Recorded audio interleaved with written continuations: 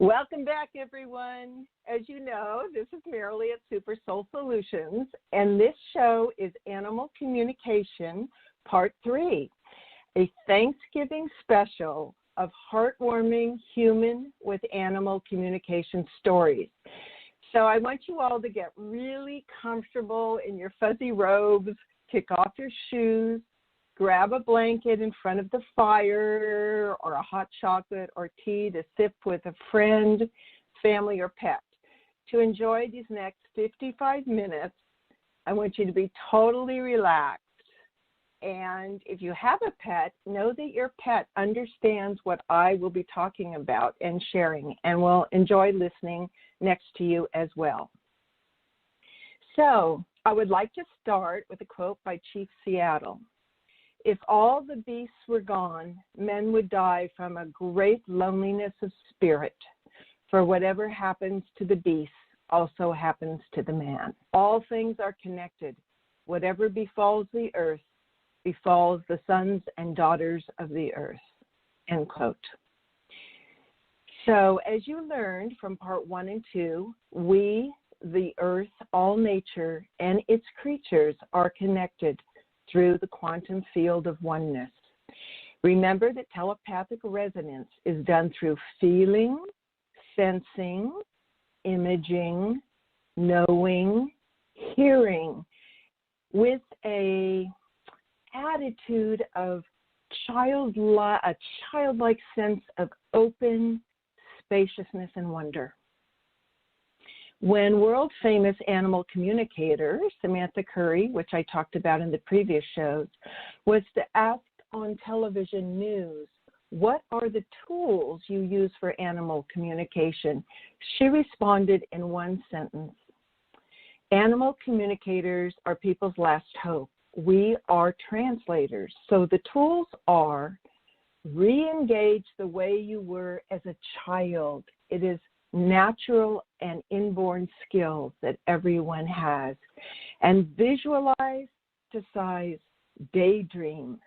Just start by pretending and imagine. So communication with everything is divinely motivated simplicity and naturalness at its best. Now, from here on out, I'm just going to be telling you some of my favorite stories that turned out very successfully of humans learning and really dedicating themselves to communicating and understanding all different kinds of pets. So, for you elephant lovers out there, this one was called Elephants Pay Respect. Lawrence Anthony, a legend in South Africa and author of 3 books, including the bestseller, The Elephant Whisperer, bravely rescued wildlife and rehabilitated elephants all over the globe from human atrocities, including the courageous rescue of Baghdad zoo animals during the U.S. invasion in 2003. On March 7, 2012, Lawrence Anthony died. 2 days after his passing, wild elves showed up at his home, led by 2 large matriarchs. Separate wild elephant herds arrived in droves to say goodbye to their beloved man-friend. A total of 31 elephants had patiently walked over 12 miles to get to his South African house.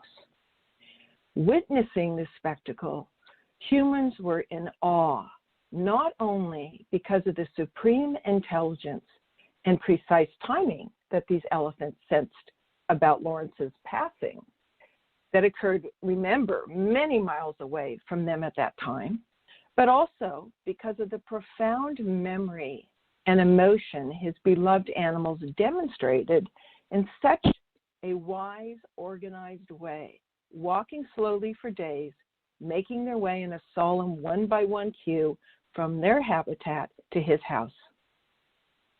A man's heart stops, and hundreds of elephants' hearts are grieving. This man's loving heart, healing and protection for these elephants, and now they come to pay loving homage to their friend. Lawrence's wife, Francois was especially touched knowing that the elephants had not been to their house prior to that day for well over 3 years.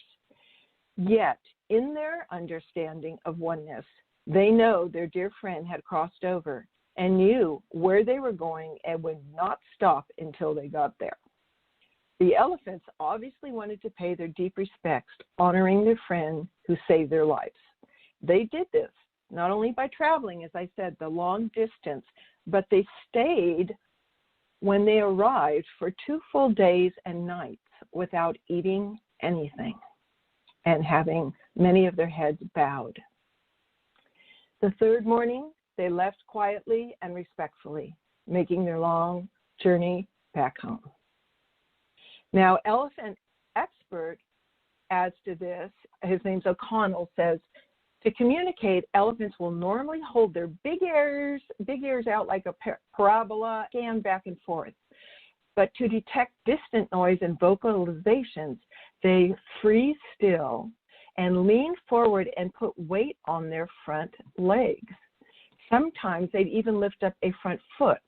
All of them would do this at the same time. It was too coordinated to be a coincidence. On a most fundamental level, the research, to me, is showing elephants have a whole unique modality for communicating over distance that humans haven't even thought about yet.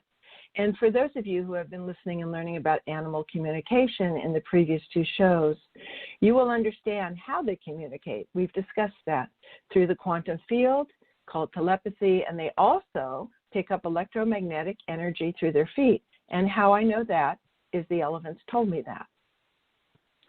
So the next story is for you bird lovers, and it's called An Eagle Kiss, and this is by Jeff Goodry. So some of you at the top of my pre-announcement page on the radio show, or if you're on my email list and receive my shout out, you will see the picture of Jeff with his gorgeous eagle, with the eagle's head bowed under Jeff's chin as they're communing together. So here's Jeff's short story. Freedom, an eagle, and I have been together 11 years this summer. She came in as a baby in 1998 with 2 broken wings. Her left wing doesn't open all the way, even after surgery, because it was broken in 4 places. She's my baby. When Freedom came in, she could not stand and was emaciated and covered in lice. We made the decision to give her a chance for life, and from then on, I was always around her. We had to tube feed her for weeks. We had her in a huge dog carrier with the top off, and it was loaded up with shredded newspaper for her to lay in. I used to sit and talk to her, urging her to live, to fight, and she would lay there looking directly at me with those big brown eyes. I knew she was listening, and I knew she understood. I just sensed it. This went on for 4 to 6 weeks, and by then she still couldn't stand. It got to the point where the decision was made to euthanize her if she couldn't stand in a week. You know, you don't want to cross that line between torture and rehab, and it was looking like death was winning. She was going to be put down that Friday, and I was supposed to come in on that Thursday afternoon. I didn't want to go to the pet care center that Thursday because I couldn't bear the thought of her being euthanized, but I went anyway. When I walked in, everyone was grinning from ear to ear. I went immediately back to her cage, and there she was, standing on her own, a big, beautiful, proud eagle. She was ready to live. I was in tears by then. It was a very good day. We knew she could never fly, so the director asked me to glove train her. I got her used to the glove and then to Jess's, and we started doing education programs together for schools in Western Washington. We wound up in the newspapers, radio, and some TV. Miracle Pets even did a show about us. In the spring of 2000, I was diagnosed with non-Hodgkin's lymphoma. I had stage 3, which is not good, 1 major organ plus everywhere else. So I wound up taking 8 months of chemo. I lost the hair, of course, the whole bit, and missed a lot of work. When I felt good enough, I would go take Freedom out for walks. Freedom would also come to me in my dreams and help me fight the cancer. This happened time and time again, so I could no longer deny it. It was extraordinary. Fast forward to November 2000, the day after Thanksgiving. I went in for my last cancer checkup. I was told if the cancer was not all gone after 8 rounds of chemo, that my last option was only a stem cell transplant. Anyway, they did the test, and I had to come back Monday for the results. A long wait those days were. I went in on Monday, and I was told that all the cancer was gone. So the first thing I did was get up and take my Freedom out for a walk. It was misty and cold. I went to her and dressed her up, and we went out front to the top of the hill. I hadn't said a word to Freedom, but somehow she knew everything. She did me. This touches me so much, you might hear me crying as I share some of these stories. She looked at me and wrapped both her wings around me as tight as her strength would allow. I could feel them pressing in on my back. I was literally engulfed in eagle wings like an angel.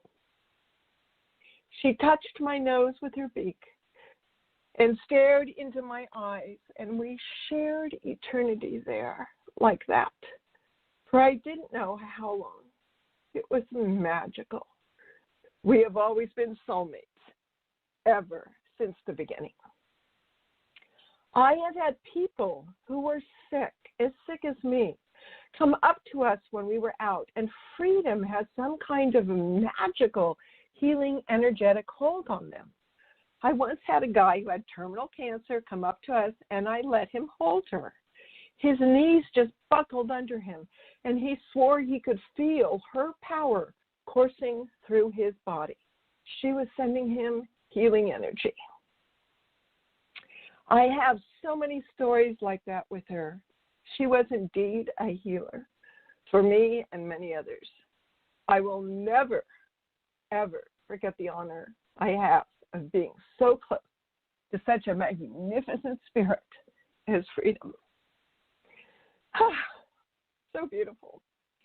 So many of you may have heard of Dr. Temple Grandin, well-known high-functioning autistic teacher, said this about her success with communicating with animals and cows, and perhaps this will help everyone. Quote, "Because we are human, we think of language as words, abstractions, symbols, and squiggly lines that form linear thoughts. Some people believe that language is the only way to communicate. This is just not true. We have to get away from written language. I am a visual thinker, and so are animals. Do many people, especially those with autism. Someone may say to me, my dog is crazy, and want me to suggest what to do about it. Well, for me, that's too abstract, just not enough information for me. I question them until I can make a video in my head. I need to know what kind of dog, how big it is, and what it is doing. Then I can form the video and draw on the visual database I carry in my mind, much like an internet search engine would. I first started working with cattle and could immediately see what the cattle were seeing. For instance, they may see a paper cup on the ground, be afraid of it, and balk at it. Most people don't even notice these things or dismiss them as being unimportant. But then they have missed totally the way animals think." End quote. When Dr. Grandin was asked why so many kids with autism love animals and do so well around them, she replied, "Because they understand the animal. They live in a world of sensory input. Animals have a lot of postural signs as well that most people don't ever pick up on." So very interesting how many children and beings are labeled with autism. and actually, in many ways, how advanced they are. So the next story I want to share is a personal one. And there's a picture of me with a dolphin in the pre-announcement page and also on the shout-out, so you can see me. This was probably a good 20 years ago in my first experience with dolphins. This one's a little bit X-rated, I want to warn you. So I was driving myself across the entire United States and having an adventure for 2 months. And I was camping by myself out in different campgrounds. Sometimes I was the only one in the entire campground, which was a little freaky. But as I finally got to Florida and was heading down to Key Largo, I had my window down. And when I got to the Keys, I heard this like this. And I went, oh my gosh, that's a dolphin. Where's the dolphin? So I pulled over, and right where I pulled over was a place called Dolphins Plus. And they said, come swim with dolphins. So I pulled in, and I went, oh my gosh, that's going to be so much fun. And I walked in, and Lloyd, the owner, and his wife had rescued these dolphins over, the last 15 years, mistreated ones. And they had a big section of the ocean caged off in 2 separate cages and all of that to keep the sharks away. So I said, can I join the next swim? Because I think they do like 4 a day. And he said, oh, because usually when you're single and can, you can get in anywhere. It's just when you have to get 2 seats. He said, no, we are booked way ahead of time. And I said, well, I know I'm here and I'm supposed to swim with these dolphins. And so I will camp right in the camping ground next door. And here's my phone number. If you get a cancellation, please call me. So I'm heading out over there, and the phone rings, and he says, believe it or not, someone just canceled. So get your suit on and come back. So I came back. Now, there's about 8 of us, and these dolphins, of which there was a total closest to us in 2 different areas, 2 in one area and 3 in another, were, of course, incredibly brilliant. That was obvious. I mean, it is just so obvious how smart dolphins are. And so I knew that what they were doing is they knew the game. They knew that we were going to hop in, and then it's up to them whether or not they want to have contact with us. And so I knew they were checking us all out. So I just kind of mentally, lovingly said to them, I so appreciate that you have sacrificed your lives to educate people about the brilliance of you. And I'd never known anything about dolphins. I never swam with them. And I said, thank you for humbling yourselves to be with us. And so he filled us in on all the things that could get us into trouble. He said, if the dolphins are snapping their mouths open and closed, it means they're angry. Don't touch them. They're tired of people. If they grab your hand playfully, don't pull back because they have 90 sharp teeth.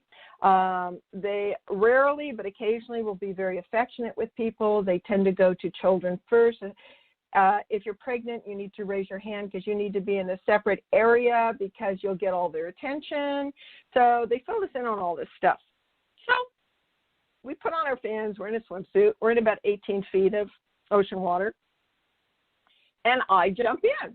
And being a very playful sort and a pretty good swimmer, we had rules that we had to keep our hands by our side. And so I started doing a dolphin kick, and I went underwater. And I started making dolphin sounds like, well, let me tell you, God only knows what I said. I think it was something like, hey, handsome, come here. Because the first thing that happened to me is as I'm coming up out of, oh, by the way, I need to say this. They said if one person has contact, do not swarm that person because the dolphin will leave. Let them, stay within away 15 feet from them. So what happened is I surfaced, and this dolphin, male dolphin, immediately grabbed my mask in his mouth. So I'm basically looking down a throat with 90 teeth. Now, I screamed. I went, ah! Probably levitated across the water, backed up, got my breath, and I hear this like this. And I turn around, and he's laughing. And I'm like, oh, my God. So I'm like, very funny, I said, why'd you do that? And he said, because your only fear that we could read in your fields was great whites and sharks. And so when he grabbed me, he wanted to teach me that it was his way of being playfully working me through my fear. And I said, okay, thank you so much. So I grabbed my mask back from him, put it on, and, you have like about a half hour with him. And basically, we started swimming together. And then what's really interesting is I was looking underwater, and there was a female next to me, and there were two males, and they were circling me. And the one male, basically, I'll just be straight, his penis comes out. It's pretty large, and it's slightly hooked, and he came in. They know exactly how to match your energy. I'm strong, and I'm a swimmer, so they match that. With a child, they would be really gentle. But he came in, and the penis hooked behind my knees, because I guess that is where the opening of a female dolphin would be, up from the fins. And I go spinning around, and I'm laughing, and he's laughing. And this goes on for like 15 minutes. And Lloyd on the side is going, are you okay? You okay? And I'm like, oh, yeah, I'm fine. And there was a woman there from the South. She goes, that's the most disgusting thing I've ever seen. But, it was fun. It was like, whoa. I mean, they know you have to breathe every, 20 seconds or so they're not holding you down. But these guys were bottlenose dolphins. They were huge, and they were powerful. And so I considered that an incredible, compliment. So basically, I was getting tired. So I sent him a message. And remember, I hadn't done animal whispering a lot. I just go on total faith and just go for it. So, because I consider most animals smarter than people. So I basically sent him a message, and I said, can we stop? Can we stop? And he went, and I have pictures of this because I got it on video. And he stopped straight up, so his tail down, face up. We were 6 inches from each other. He looked at me directly in the eyes. And my arms were around him. You have to be really careful. You have to take off all jewelry because their skin is so soft. You could scar it. You never want to touch over their blowhole or eye. And my arms around him, and I said, I love you, but don't you know anything about proper foreplay? This is the message I was sending to him. He looked at me quizzically, and I mean, they're really intelligent. And I go, can I have some presents first or something? That's just my mischievous humor. So then he just disappears. And I'm like, oh, boy, I guess I blew it or whatever. He proceeds to come back with a pebble that he found at the bottom of the thing and dropped it in my hand. And then he goes back again. And I'm realizing, I hadn't realized at first, that he is bringing me presents. So I'm like, oh, my God, thank you so much. And the next time it was a piece of seaweed, and the next time it was an old bottle can. And so I said, okay, thank you so much. That's plenty of presents. And then as soon as I said that, he went back to playing with my niece and doing his thing. So we had a great time. And that was my first experience, right? So I'm getting out. Lloyd's going, wow, he really liked you. And I said, well, I said, I think I speak Dolphinese. I probably said, hey, big boy, or something. And he laughed. And he said, yeah, they can be very, very affectionate. And what I realized also, I happen to know this, is 85% of dolphins are human souls, okay? So that's a whole nother subject for another time. So, and we are biocompatible. Our genetics are very, very close. And their brain is almost bigger than ours, if not bigger. So it was like, whoa. So I told him immediately, I said, I have to do this 3 days. So as I was getting out, he was calling me. He was going, like this. And so I turned around and sent a message and said, I'll be back. Thank you so much. So I'm getting out of the pool, and I tell Lloyd, I want to do this 2 more days, 3 times. And he goes, well, we are booked, but he said, since you had so much fun, why don't you come? Anyway, we'll get you in. So that night, I had a dream of being a mermaid living in, there are mermaid species on this planet. Huge amount live in the Mariana Trench. So there are domed underwater cities on this planet, and I had a dream of having a parallel or past life as that. And I had a dream of the dolphins were friends and whales, and that I would hold the dolphin's fin, and I wouldn't even have to kick, and we'd go underwater, and we'd come up like this beautiful dance. So the next day I show up. Now, the advantage I had was that it was my second time and everybody else's first time. So I decided to go, not to hurt Fonzie's feelings, but I decided to go to the area next door just for a difference. So when it was time for us to go in, I said, Lloyd, can I go to this one? He goes, sure. So I jumped in, and of course I'm much more comfortable now because I'm like, and the next thing I know is Little Bit, who is the male there, he starts coming to me and frolicking with me, and I mean frolicking sensually. And I yelled at Lloyd, word must get around the neighborhood. I'm like, wow. And, there was a little boy, and he got a lot of attention, and there's another woman that got attention. So basically, I stopped a little bit, and I said, okay, thank you so much for your affection. I love you too. And I sent him the image of the dream I had of me holding onto his fin and him and I doing this dance. And he immediately picked it up, because remember, there are images. Immediately picked it up. I held onto his fin, and they were able to give us rides if they wanted to, by the way, and held onto his fin, but it was exactly like my dream. He went under, and we went up together. I didn't have to. I'm pretty good size. I didn't have to flutter kick at all. And it was beautiful. It was like one dance being part of one being. And we came up to the surface after about 5 minutes of this, and he was going back down again, and there was this like jellyfish, and it's one of the jellyfishes that are poisonous, and it was like over there. And so I went to the surface, and he came back, and he goes, what's wrong? And I said, the jellyfish, I don't want to be stung by it. So what he did is he immediately went, got the jellyfish, pushed it all the way to the corner where the fence was, and came back to get me. Okay, folks, so by that time, I was absolutely in love. I was like, okay, I'm yours. I mean, seriously, it was so much fun. So unfortunately, time was out, half hour was up.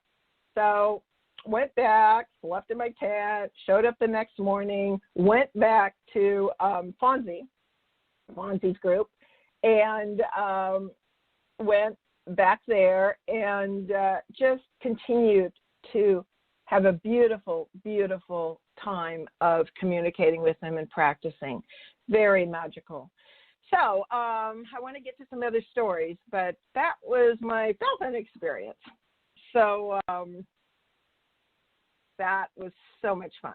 So if you ever get a chance to swim with dolphins, and if they're well taken care of and they don't mind, they're one of the most brilliant species on the planet. They were here way before humans came, and they were here to hold the frequencies and balance Earth. A lot of the whale songs do that. By the way, there's a website called speakdolphin.com. It has amazing pictures, videos, and dolphin songs, as well as a book. And Jack Kazowitz runs that, and he's a lifelong kind of perfectionist with musical skills, which led him to the first breakthrough in dolphin research, the discovery of complex musical form within dolphin vocalizations. So although the songs within these dolphin vocalizations are too complex for the human ear in their original form, Jack used graduate level musical students, because he was a musician himself, from the University of Miami to perform the dolphin songs on human instruments such as guitar and piano. And this allows humans to appreciate the beauty and sophistication of the dolphin and also whale-composed music.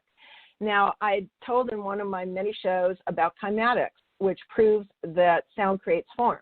And they now have an invented chymascope, CYMA scope, which they use, which is a new instrument that reveals the detailed structures within sounds, allowing the dolphin's architecture, meaning they see in those sounds what they're sending, the pictures they're sending in those sounds, to be studied pictorially.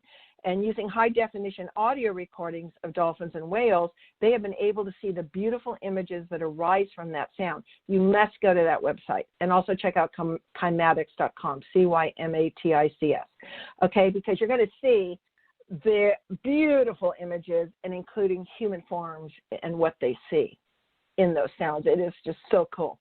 And I don't know if you guys know this, but sound travels much faster in water than in air, probably 4 times faster, something like this. So check that out, too. Carl Sagan, who those of you that are my age knew him as a famous scientist on the TV. And he has a great quote I've always loved, which is, quote, "It is of interest to note that while some dolphins are reported to have learned English up to 50 words so far, and they use it in a correct context, no human being has been reported to have learned Dolphinese," end quote. So I just appreciated that humble thing. So what I want to get to is also what about communicating with one's most, the animals that most people consider pests. And you know how that is. We just try to kill them or squish them because they're a nuisance. So what are 2 of the most common, quote, pests that humans feel infiltrate their house and garden? So I chose animal communication stories, successful stories with gophers that tear up the garden or lawn, and with ants and infest your house. So I hope this puts a new light on even the animals that one may consider not smart, not knowing anything, small, dumb, etc. So to do this, my memory brought me back to 1954 to the endearing book that I read called Kinship with All Life by J. Allen Boone, who was a direct descendant of Daniel Boone, the famous explorer and woodsman. And Boone worked hard, very hard, and very humbly. He's super intelligent and diligent to learn how to communicate with all living creatures with not having any teacher, with no judgment. And back in that time, they used the term beasts for all, beasts of burden for most animals. So he developed the skill to quiet his mind and just move into a sacred communion. And so I will be sharing his direct stories of 2 of the experiences that can be found in his book, The Language of Silence, published in 1970. And I dedicate this next story to my friend Lorna, who may or may not be listening, who loves all animals and has a huge magical garden, but still gets gophers digging up things in her. So, quote, "Despite gophers having a low rating with humans, they are exceptionally wise and impressive little rodents. Life for the gopher has never been a bed of roses. Almost everywhere that he goes or she goes, humans are eager to trap, poison, or otherwise destroy them. And if a human doesn't kill them, a hawk, coyote, snake, or fox is happy to do so. Out of necessity, the gopher has to have the gopher-itness," I threw that one in, pun intended, "and operate with unusual ability and agility. With his powerful foreclaws for underground tunneling and his sharp incisor teeth, he is a very hard worker and snaps off flowers, vegetables, and young trees. When it comes to wrecking gardens, the gopher is in a class of his own. An owner of the garden is apt to explode into undiluted savagery and do whatever it takes to kill them. But usually after the killings, other gophers eventually move back into the empty tunnels and take the place of the ones that were destroyed. And so it goes on, with neither side seeming to win a lasting victory or truce. This is where animal communication or communion takes place." Boone, who lived in Los Angeles, continues, quote, "It is rarely recognized that the individual human thinking always plays an important part in human-gopher contacts. 3 memorable episodes prove this to me. The first had to do with a wealthy, prominent woman in Southern California, who for many years has bristled with the firm conviction that what she thinks and says about anything is the final word on the subject, and that anyone who disagrees with her is definitely deficient in intelligence. So, as she was strolling through her abundant formal garden one afternoon, she discovered a gopher at work on one of her favorite rare plantings. Furiously angry, she began throwing everything she could find at the little fellow. The latter ducked each flung object with perfect timing and rhythmical ease, then disappeared down his hole. Hurrying to her house, the woman quickly retrieved a jar of guaranteed instant death rodent poison. she dumped the entire thing down the gopher hole with all the murderous hatred that she could send along with it. Early the next morning, the woman hurried out to her garden to ensure that the poison had killed this creature. Putting on her elaborately designed gold-rimmed glasses, she lowered her face to the entrance of the hole to take a look. Almost instantly, there was a horrified scream, and the woman fell over on her side, her face covered in blood. The gopher had indeed bitten her nose with his long, sharp teeth. The bite was serious. She had to be rushed to an emergency hospital. As the ambulance took her away, the gopher calmly emerged from his hole and resumed work on the rare plantings in the garden. Through some personal special detective work on my part, I unraveled the facts. Being a wise little fellow, the gopher had refused to have anything to do with the poison dumped down his hole. He intuitively heard his would-be killer heading his direction and felt her intentions moving towards his hole. As part of his strategy in the conflict of interest, the gopher alerted himself for action just inside the entrance to the hole. When the woman's face came close enough, he let her have it. So, the second episode had to do with another approach, with another prominent woman in Southern California whose beautiful home had a flower garden and a particularly fine vegetable garden. While she was inspecting her garden one morning, she found that a gopher had dug its future home right under a trellis of special cucumber vines, and unfortunately had done a considerable amount of damage to the vines.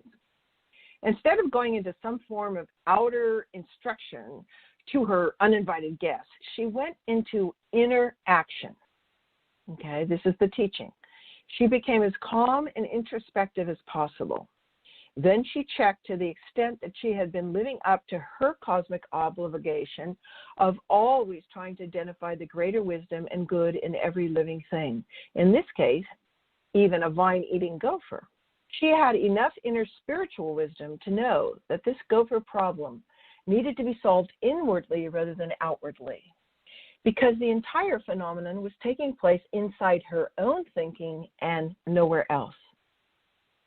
It was happening exclusively within the boundaries of her own state of consciousness, and consequently, this situation had to be worked out subjectively, owing to the fact that the objective interpretation, whatever its seeming appearance and actions, is always within the subjective observer's own thoughts and prejudices, I may add. So I'm interjecting here to say that this was written in 1954, and quantum physics has only just now proven that it is indeed how reality appears to work, based on the results of their experiment and something called the observer effect. So back to the story.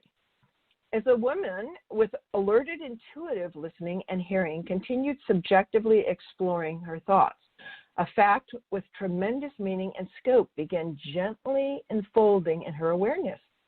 She realized that the cucumber vines, the gopher, and everything else that she could identify were innately all the same eternal energetic substance, all reflections of the same infinite source of life, all expressions of the same infinite mind and heart.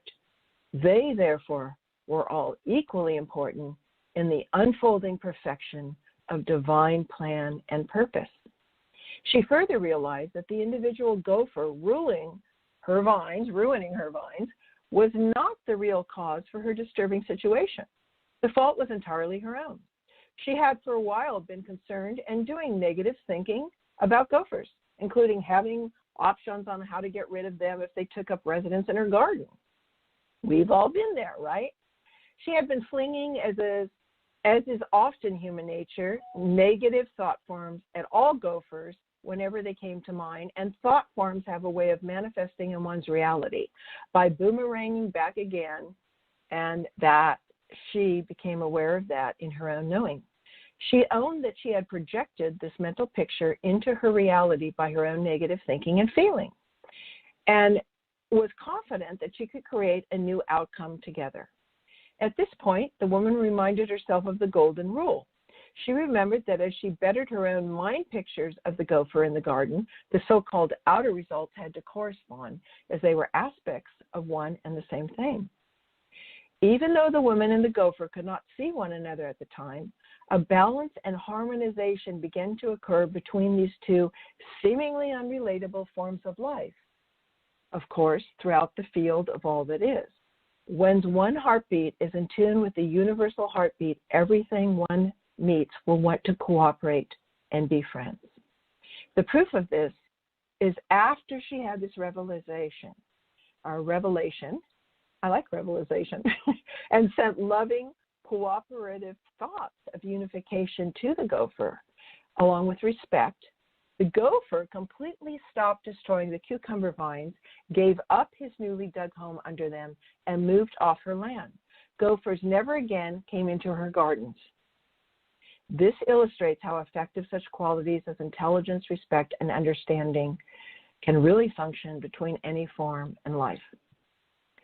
Third episode, a gentleman who was skeptical that changing one's thoughts towards animals could help at all, let alone the gopher, could be managed, then the gopher communication could be managed by communion and cooperation together, yet managed to sincerely accept the challenge and with a sense of childlike adventure, curiosity, and faith, ended up writing a private letter to the gophers in his garden.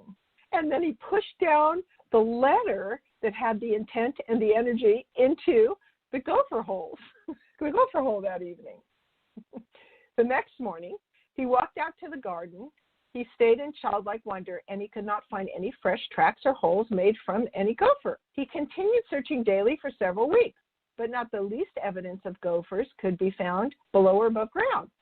He then understood, for real, that the gophers had somehow understood his sincere, gentlemanly appeal to them and reacted accordingly, like the respectful creatures that they really are. So, what about ants, you may ask? You know, I am guilty of that. I occasionally get impatient and just squish them rather than deal with them in a much mature fashion. Boone wrote a beautiful story called Ant Code. And so I'll share that right now.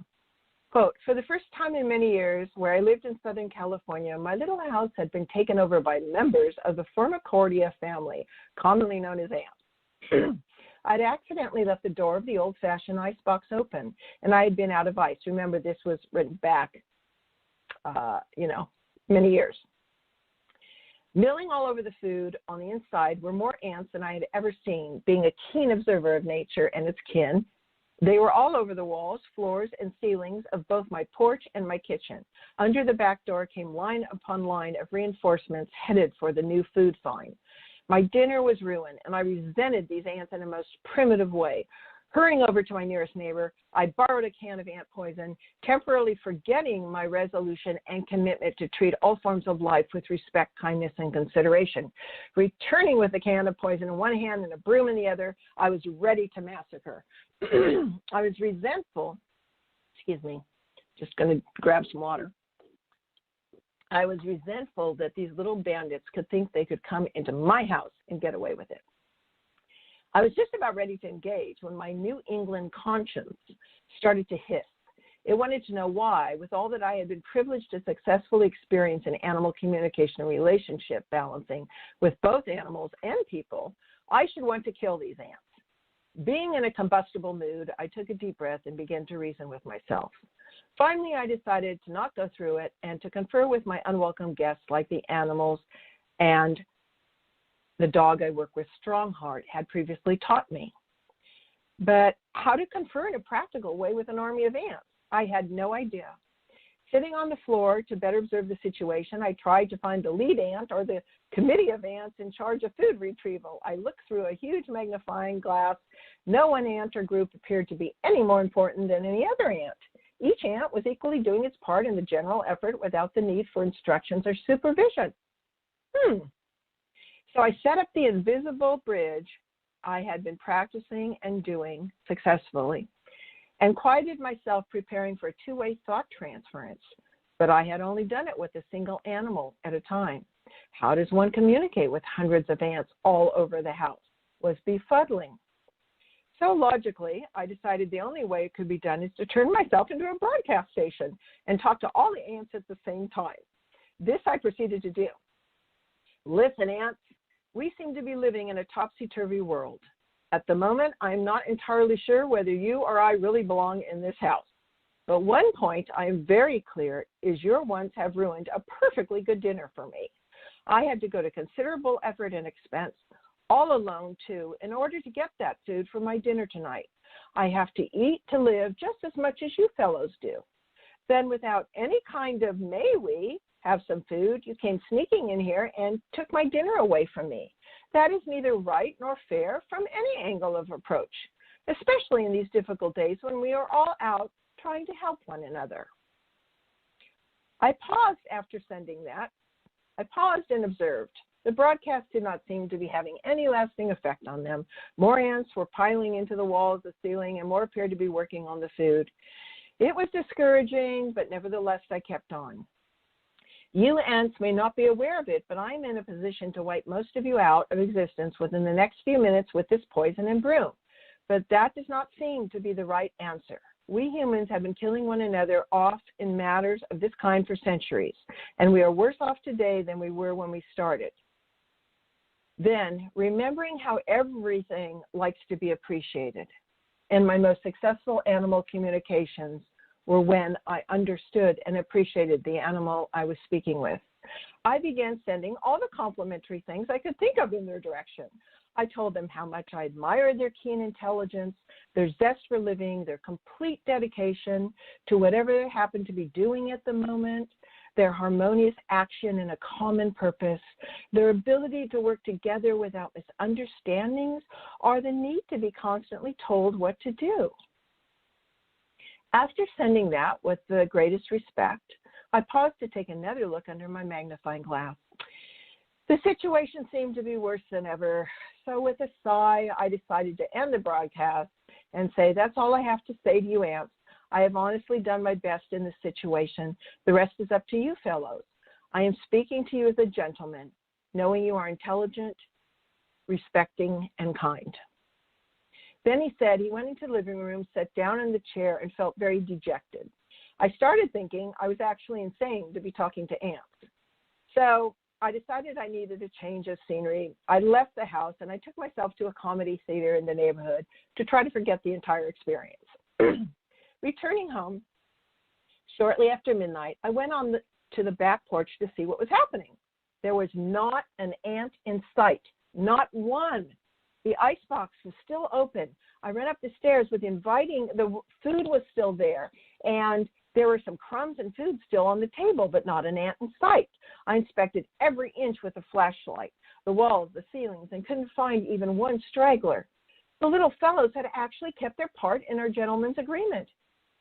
This happened years ago, and I've never been bothered since by any ants in any manner, at home or abroad. Occasionally, one scout ant passes by through the room on his way from one outdoors to the other, and passes just long enough for us to send to each other a friendly, polite greeting.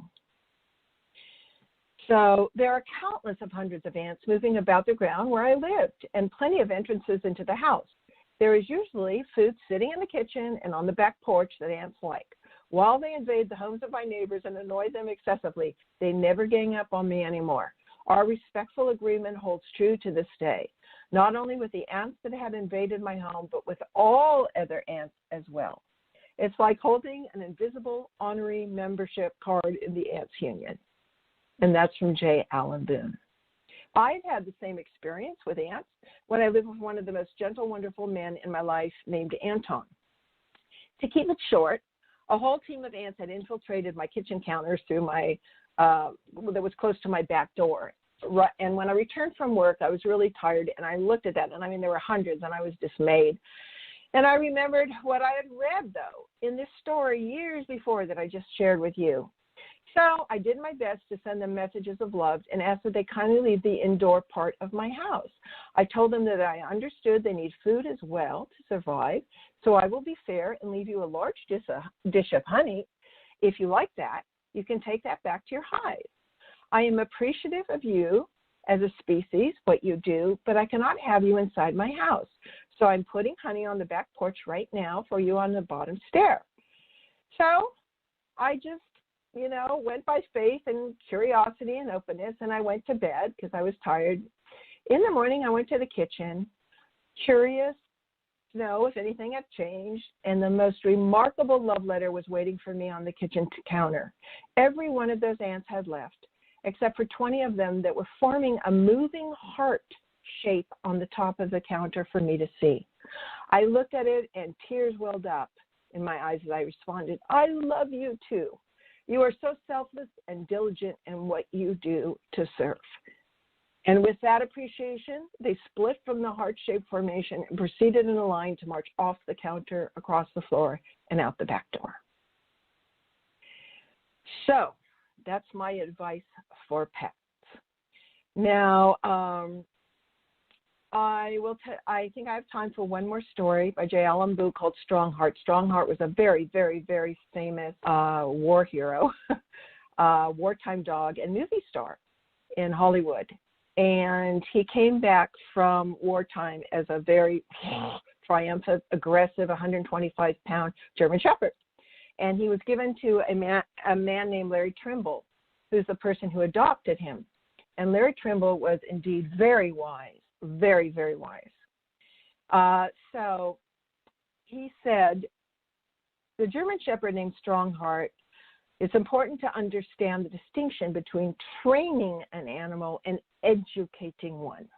I believe our educational system has much the same lesson to learn with children and young adults. People send their animals to trainers to be well behaved. In military at that time, a minimum of intelligence and maximum of force was employed in order to encourage blind obedience, the make 'em or break 'em technique. This breaks down all spontaneity of the soul and initiative, and in Strongheart, they dull down their free will. The animals, in his case, would dull down their free will and, joy of life, just obey the owner. So, this man, Larry Trimble, became a correct steward, and he, Strongheart, to an open farm and just studied him and allowed him complete freedom and noticed and focused on his strengths and who he really was. And Strongheart's thinking and natural impulses were, walled off before and kind of becoming a four-legged slave. And he wanted to see that without the authority figures and with bringing the best of himself forward, how he would flourish. And indeed he did. An animal educator does just the reverse of a trainer. Moving into a situation with the insight and intuition, she or he places full emphasis on the mental and intuitive natural wisdom of the animal rather than just the physical capacity.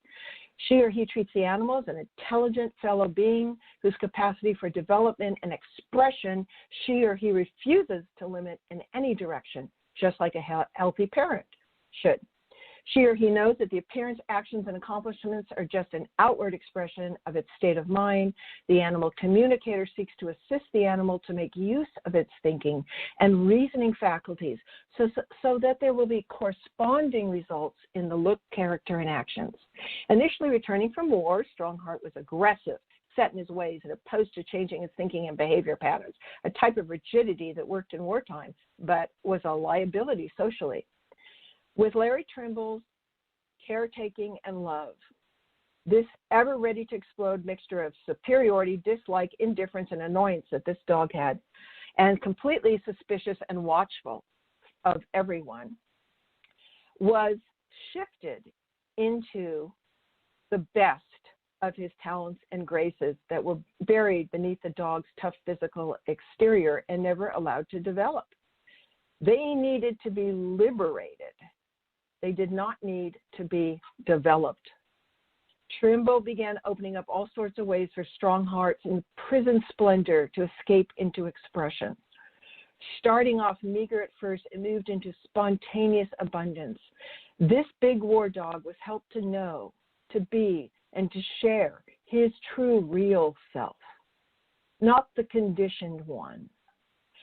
And it was this unrestricted sharing of his real self which enabled Strongheart to accomplish the most incredible things he did and to achieve his unsurpassed rating in the world of entertainment, to the point where it was evident he could read everyone's mind. knew what they were thinking, knew if they were pure of heart, and would act accordingly. Again, what opened the dog up to his true self is what opens us humans up to be our true selves. Someone seeing who we truly are and giving us enough space and freedom to allow that to come forward, controlling rigidity, respecting, trusting, and encouraging while working in communion. That's how we need to be working with all of life, its creatures. So with that, I could share more, but that will be for a later time. As Shakespeare said, we were all made of the same stuff eternity is made of. So on this day of thankfulness, may our heartbeats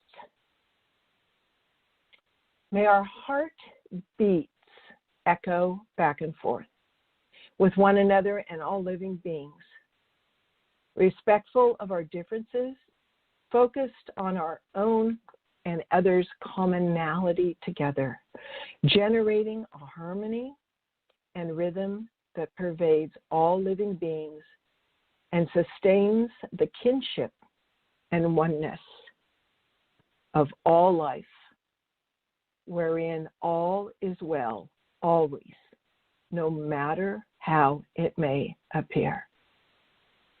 I am thankful for all of you that have curious hearts and childlike passion to share with me in the joys and wonders that are here for us to discover and share together with these wise four-legged brothers and sisters and all the other creatures on this planet together. Blessings to you all.